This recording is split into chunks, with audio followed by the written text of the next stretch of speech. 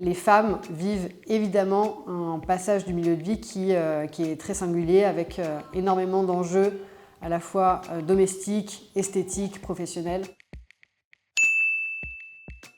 J'ai écrit ce livre parce que je me questionnais moi-même sur le sens de ma vie et les choix que j'avais faits. Et je voulais savoir s'il y avait des analyses, des contenus qui exploraient les origines et la réalité de cette crise. Et comme je n'ai pas trouvé, je me suis dit que j'allais écrire ce livre moi-même. C'est du flan et c'est sérieux.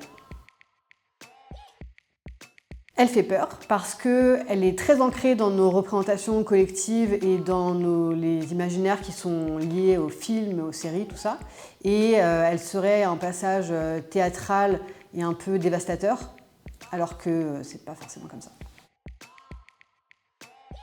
On le sait quand on est tiraillé par le doute et le questionnement sur le sens de notre vie et l'adéquation entre notre réalité et nos valeurs et ce qu'on avait imaginé pour nous. À 40 ans, on fait le deuil de certains choix, d'une partie de notre jeunesse et de possibilités qui peut-être sont moins grandes qu'avant.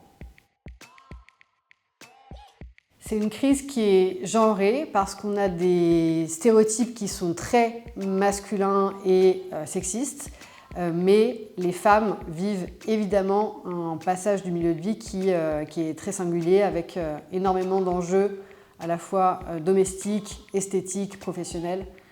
Donc oui, c'est genré.